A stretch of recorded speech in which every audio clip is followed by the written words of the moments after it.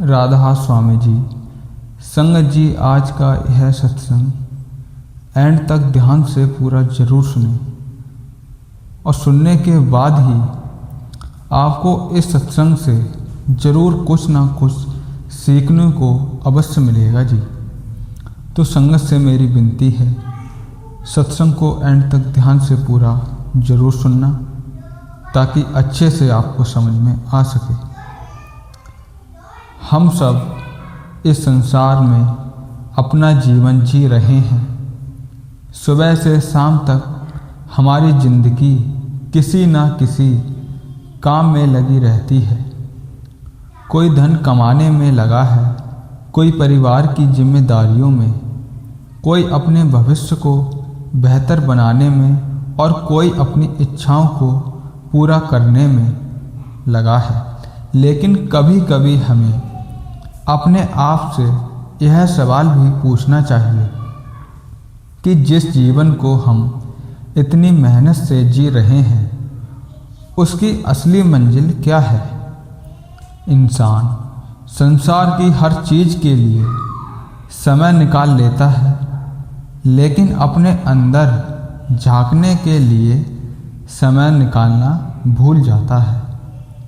हमारे पास घर है, परिवार है, काम है, रिश्ते हैं और सुविधाएं हैं, लेकिन मन फिर भी बेचैन रहता है।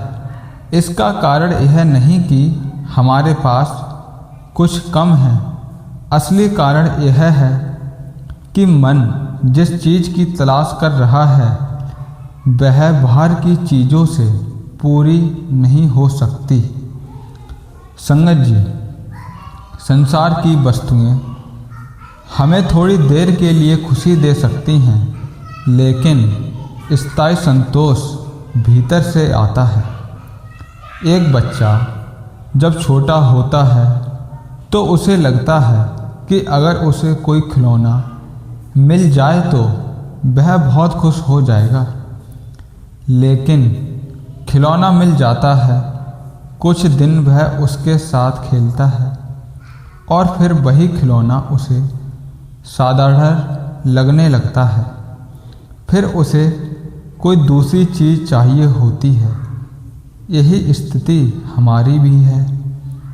हम सोचते हैं कि अगर पैसा बढ़ जाए तो चिंता खत्म हो जाएगी। पैसा बढ़ता है तो नई चिंता सामने आ जाती है। हम सोचते हैं कि अगर घर बड़ा हो जाए तो मन खुश हो जाएगा। घर बड़ा हो जाता है, लेकिन मन की इच्छाएं भी बड़ी हो जाती हैं। इसलिए संत महापुरुष हमें संसार छोड़ने के लिए नहीं कहते, बल्कि संसार में रहते हुए अपने मन को सही दिशा देने की शिक्षा देते हैं। हमें अपना काम भी करना है, परिवार की जिम्मेदारी भी निभानी है और साथ साथ उस परम शक्ति को भी याद करना है जिसने हमें यह जीवन दिया है। संगत जी, मनुष्य जीवन बहुत मूल्यवान है। इसका सबसे बड़ा कारण यह है कि इसी जीवन में इंसान अपने अंदर की यात्रा शुरू कर सकता है, लेकिन हमारा मन बाहर की ओर भागता रहता है। कभी वह बीती हुई बातों को याद करके दुखी होता है और कभी आने वाले समय की चिंता करके परेशान होता है। वर्तमान हमारे सामने होता है, लेकिन मन या तो अतीत में रहता है या भविष्य में। हमें धीरे धीरे अपने मन को वर्तमान में लाना सीखना चाहिए। जब हम भजन सिमरन के लिए बैठते हैं तो मन तुरंत इधर उधर भागने लगता है। कभी घर की बात याद आती है, कभी काम की, कभी किसी व्यक्ति की बात याद आती है। हमें लगता है कि हमारा ध्यान नहीं लग रहा, लेकिन संगत जी, यही तो अभ्यास है। अगर मन पहली बार बैठते ही शांत हो जाए तो अभ्यास की आवश्यकता ही क्या रह जाएगी। जैसे एक बच्चा चलना सीखता है तो बार बार गिरता है। माता पिता उसे डांटकर यह नहीं कहते कि तुम चल नहीं सकते, वे उसे फिर उठाते हैं और वह दोबारा कोशिश करता है। इसी तरह हमें भी अपने मन के साथ धैर्य रखना चाहिए। मन भागे तो उसे प्यार से वापस लाएं, फिर भागे तो फिर वापस लाएं। यही धीरे धीरे अभ्यास बन जाता है। भजन सिमरन केवल कुछ शब्द दोहराने का नाम नहीं है, यह अपने मन को संसार की भागदौड़ से हटाकर उस परमात्मा की ओर मोड़ने का अभ्यास है। संगत जी, हम अक्सर कहते हैं कि हमारे पास समय नहीं है, लेकिन अगर हम पूरे दिन को देखें तो पाएंगे कि समय की कमी नहीं है, प्राथमिकता की कमी है। जिस चीज़ को हम ज़रूरी समझते हैं उसके लिए समय निकाल लेते हैं। अगर किसी से ज़रूरी फ़ोन करना हो तो हम अपना काम रोक देते हैं। अगर कहीं जाना हो तो पहले से तैयारी कर लेते हैं। अगर किसी परीक्षा की तैयारी करनी हो तो कई घंटे पढ़ते हैं। तो फिर आध्यात्मिक या आत्मिक जीवन के लिए थोड़ा समय क्यों नहीं? यह समय किसी और के लिए नहीं, हमारे अपने लिए है। हम संसार में जितनी भी कमाई करते हैं वह यहीं रह जानी है, लेकिन भजन सिमरन से जो अंदर की जागृति पैदा होती है वह हमारे जीवन को ही बदल देती है। इसलिए रोज़ थोड़ा समय शांत होकर बैठना चाहिए। शुरुआत छोटी हो सकती है लेकिन नियमित होनी चाहिए। संगत जी, एक और बात बहुत महत्वपूर्ण है। हमें दूसरों को बदलने से पहले अपने मन को बदलने की कोशिश करनी चाहिए।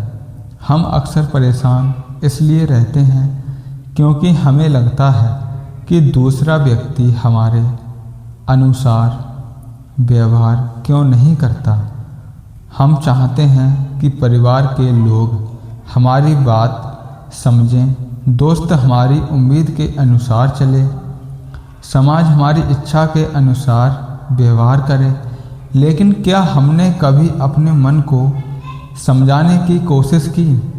संतों की शिक्षा यही है कि दुनिया को बदलना हमारे हाथ में नहीं, लेकिन अपने दृष्टिकोण को बदलना हमारे हाथ में है।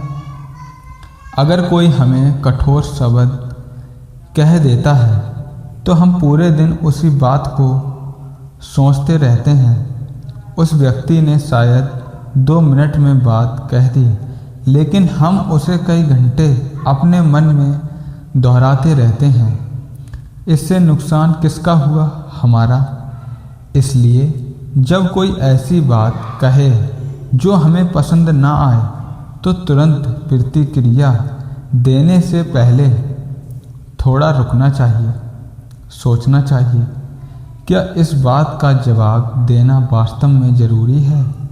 कई बार मौन वह काम कर देता है जो लंबी बहस नहीं कर सकती। संगत जी, क्षमा करना भी आत्मिक जीवन का एक बड़ा गुण है। क्षमा का अर्थ यह नहीं कि गलत को सही मान लिया जाए। क्षमा का अर्थ है कि हम अपने मन को उस घटना के बोझ से मुक्त कर दें। अगर हम हर पुरानी बात को पकड़े रहेंगे तो मन में नया कुछ आने की जगह ही नहीं बचेगी। जैसे कोई व्यक्ति मुट्ठी में मुट्ठी कसकर पकड़ ले तो उसके हाथ में नई चीज़ रखने के लिए जगह नहीं रहती। वैसे ही मन अगर पुराने गुस्से, शिकायतों और अहंकार से भरा रहेगा तो शांति कहाँ से आएगी? इसलिए धीरे धीरे मन को हल्का करना सीखिए। किसी से प्रेम से बात करिए। जहाँ गलती हुई है वहाँ अपनी गलती स्वीकार करिए। जहाँ किसी ने गलती की है वहाँ संभव हो तो उसे क्षमा कर दीजिए। और सबसे ज़रूरी बात है, अपने अंदर अहंकार को कम करने का प्रयास करिए। हम कहते हैं मैंने यह किया, मैंने वह किया, लेकिन अगर हम थोड़ा गहराई से सोचें तो पाएंगे कि जीवन में बहुत कुछ हमारे नियंत्रण से बाहर है। हमें सांस कौन दे रहा है, हृदय को कौन चला रहा है, सूरज को कौन उगा रहा है, प्रकृति का व्यवस्था कौन चला रहा है। जब इतनी बड़ी व्यवस्था हमारे हाथ में नहीं तो फिर मैं ही सब कुछ कर रहा हूँ का अहंकार क्यों। हमें अपना कर्म पूरी ईमानदारी से करना है, लेकिन परिणाम को लेकर अत्यधिक अहंकार या चिंता नहीं करनी चाहिए। संगत जी, सेवा भी इसी भावना को मजबूत करती है। सेवा केवल किसी बड़े काम का नाम नहीं है। किसी परेशान व्यक्ति की बात ध्यान से सुन लेना भी सेवा है। किसी बुजुर्ग की सहायता कर देना भी सेवा है। किसी ज़रूरतमंद के काम आ जाना भी सेवा है। अपने घर में बिना कहे कोई जिम्मेदारी निभा देना भी सेवा है। जब सेवा निस्वार्थ भावना से होती है तो मन धीरे धीरे अपने केंद्र से बाहर निकलकर दूसरों के दुख को समझना सीखता है। और जब इंसान दूसरों के दुख को समझने लगता है तब उसके अंदर करुणा पैदा होती है। संगत जी, हमें यह भी समझना चाहिए कि सत्संग केवल सुनने की चीज़ नहीं है। अगर हम सत्संग सुनकर घर जाएं और वही पुराना क्रोध, वही अहंकार, वही ईर्ष्या और वही शिकायतें लेकर बैठ जाएं, तो सुनने का उद्देश्य अधूरा रह जाता है। सत्संग का असर हमारे व्यवहार में दिखाई देना चाहिए। हम थोड़ा शांत हों, थोड़ा धैर्य रखें, थोड़ा मीठा बोलें, दूसरों की कमियां देखने के बजाय अपनी कमियां देखने लगें और सबसे बढ़कर परमात्मा की याद को अपने जीवन का हिस्सा बनाएं। संगत जी, जीवन बहुत तेज़ी से गुजर रहा है। बचपन कब निकल गया पता नहीं चला, जवानी कब बीत रही है पता नहीं चला। समय किसी के लिए रुकता नहीं, इसलिए आज जो समय हमारे पास है उसी को सही उपयोग में लाना चाहिए। कल से शुरू करेंगे, यह सोचते सोचते कई साल निकल जाते हैं।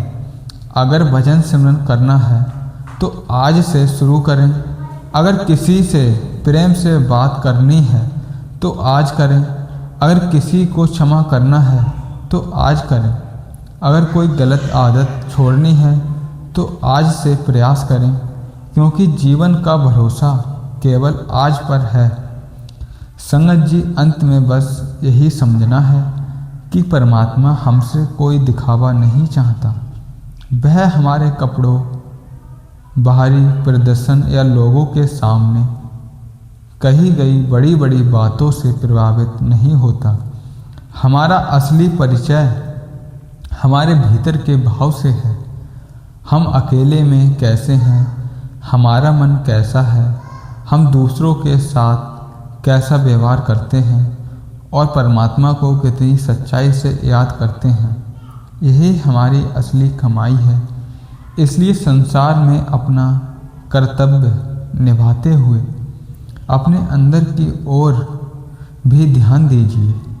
रोज़ कुछ समय सिमरन के लिए निकालिए, सत्संग सुनिए, सेवा कीजिए, मीठा बोलिए, क्षमा करना सीखिए और सबसे ज़रूरी अपने अंदर प्रेम और विनम्रता को बढ़ाइए। जब मन धीरे धीरे शांत होगा तब हमें समझ आएगा कि जिस शांति को हम बाहर की दुनिया में ढूंढ रहे थे उसकी शुरुआत हमारे अपने भीतर से होती है।